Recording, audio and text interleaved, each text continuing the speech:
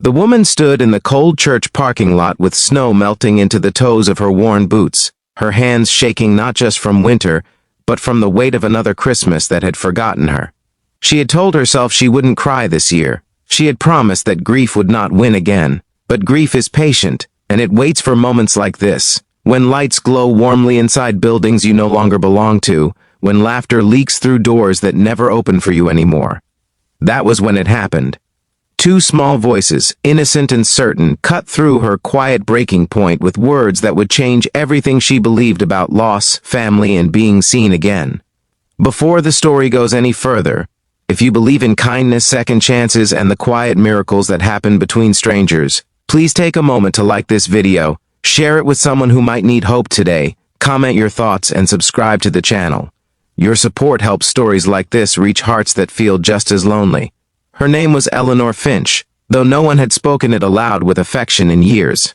At 62, Eleanor had become an expert in invisibility. She lived in a narrow apartment above a closed tailor shop, its windows fogged permanently, as if the building itself had given up on clarity.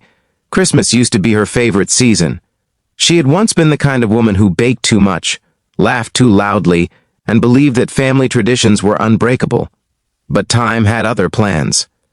Her husband passed away suddenly 12 years ago, a heart that simply stopped without warning, leaving behind silence that never learned how to speak again. Her daughter moved across the country soon after, promising visits that slowly dissolved into polite phone calls and then into nothing. Eleanor told herself she understood.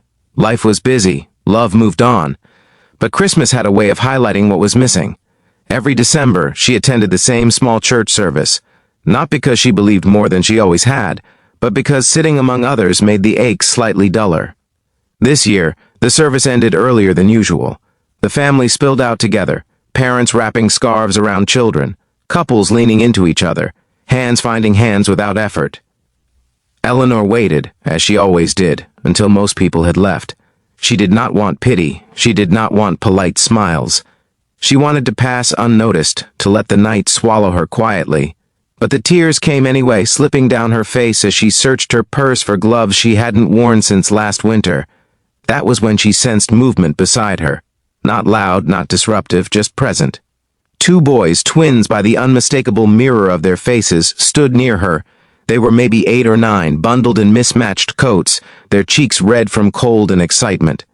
Their father stood a few steps behind them, distracted by his phone, unaware that something extraordinary was unfolding in the smallest way. Eleanor wiped her face quickly, embarrassed, already bracing for the familiar discomfort of being noticed. But instead of awkwardness, there was certainty. The boys looked at her with open curiosity, not the kind that judges, but the kind that wonders. One of them tilted his head slightly, as if studying a painting he hadn't seen before. The other smiled, soft and unafraid. And then they said it, not as a joke, not as a performance, but as a simple offering of logic that made sense only to children and to hearts that had been waiting too long to hear it. They told her she did not have to cry. They told her she could borrow their dad. There was no dialogue, no negotiation, no explanation, just an idea offered as naturally as sharing a crayon or splitting a cookie. Eleanor laughed despite herself, a sound that surprised her more than anyone else. It had been so long since laughter had arrived uninvited. She shook her head gently, ready to dismiss the moment as sweet but fleeting, but the boys didn't retreat. They stood firm, as if they had made a decision and were waiting for the world to catch up. Their father finally looked up, confusion flickering across his face as he noticed the scene. He approached slowly, apology already forming in his posture. Eleanor straightened, preparing to excuse herself, but before she could speak, something shifted. The man didn't rush the moment away. He didn't scold or pull the boys back. He looked at Eleanor, really looked, and saw what the boys had seen instantly: loneliness, grief, a woman who had been carrying too much by herself. His name was Thomas Hale, a widower himself, though Eleanor wouldn't learn that until much later. His wife had passed 5 years earlier after a long illness, leaving him with 2 sons and a life he was still figuring out how to live. Christmas was complicated for him too, though in different ways. He was surrounded by noise and need, yet felt a quiet emptiness he rarely admitted. Watching his sons offer something so generous without fear stirred something deep in him. Instead of shutting it down, he leaned into it. The invitation that followed was hesitant but sincere. A simple offer to join them for hot chocolate at the cafe across the street. Nothing formal, nothing expected. Eleanor almost refused. Habit told her to say no, to protect herself from disappointment. But another voice, one she hadn't listened to in years, whispered that she had nothing left to lose by saying yes. The cafe was warm and smelled like cinnamon and burnt espresso. The boys talked endlessly, filling the space with stories about school, snowball plans, and a dog they desperately wanted but didn't have. Eleanor listened, nodding, smiling, slowly thawing from the inside out. She hadn't realized how starved she was for ordinary conversation, for being included without explanation. Thomas watched her with quiet gratitude, sensing that this was not just a kindness extended, but a kindness returned. For the first time in years, the table felt complete in a way he couldn't name. That evening did not change everything. It didn't erase grief or rewrite the past. But it cracked something open. Eleanor went home with the faintest warmth still lingering in her chest, replaying the boys' faces in her mind like a cherished photograph. She told herself not to expect anything more. Moments like that were rare and precious precisely because they were brief. But Christmas morning arrived with a message on her phone, one she didn't recognize at first. An invitation to join them for breakfast, casual, no pressure. Eleanor stared at the screen for a long time before responding, afraid that hope might be louder than reality. She went. The days that followed unfolded slowly, organically. Eleanor became a familiar presence, not a replacement for anything that had been lost, but an addition no one had known they needed. She helped with homework, listened to stories, shared old traditions without insisting they be adopted. The boys began calling her Miss Ellie, a name that felt like a gift. Thomas found himself breathing easier, laughing more freely, allowing someone else to shoulder a piece of the weight he had been carrying alone. Of course, fear lingered. Eleanor worried constantly that she was overstaying, that this borrowed joy would be reclaimed.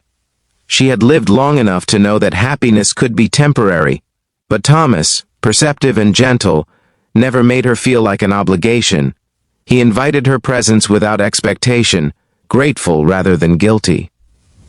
Slowly, Eleanor allowed herself to believe that this wasn't charity, it was connection. Christmas came again the following year, quieter but fuller.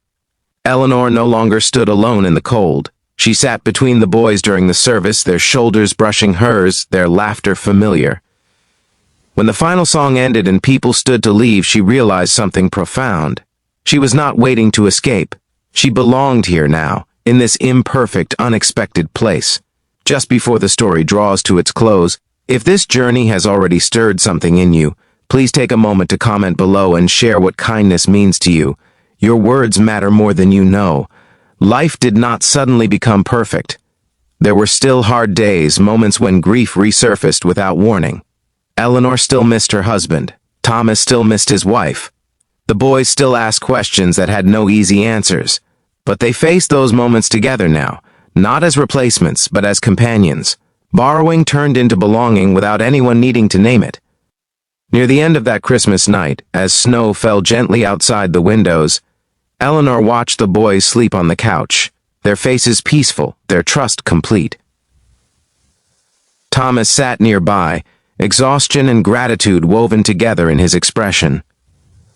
Eleanor felt tears rise again, but this time they were different. These were not tears of being forgotten, they were tears of being found. If this story touched your heart even a little, if it reminded you that small acts of kindness can change lives in ways we may never fully understand, please like this video, share it with someone who needs hope, and let us know in the comments how it made you feel. Your engagement helps keep these stories alive.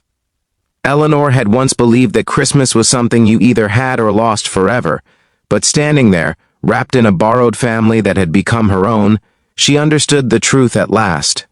Sometimes the greatest gifts are not wrapped or planned. Sometimes they are offered by children brave enough to believe that love is meant to be shared, even with strangers crying in the cold.